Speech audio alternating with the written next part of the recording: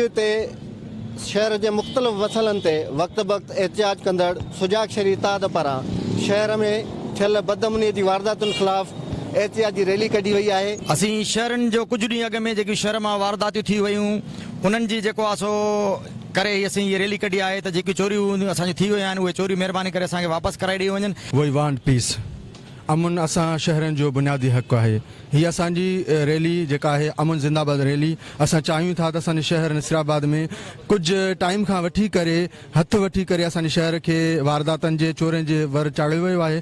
असां चाहियूं था असांखे अमन खपे।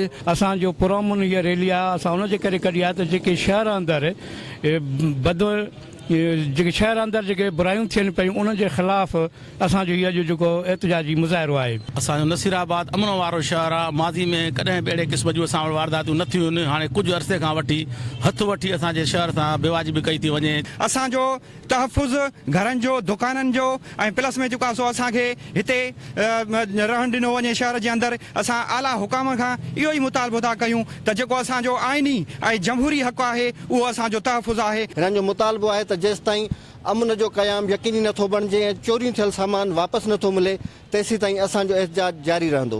कैमरामैन सज्जाद कलोड़ो सां गॾु अल्लाह बख्श कुरैशी, सिंध टीवी न्यूज़, नसीराबाद।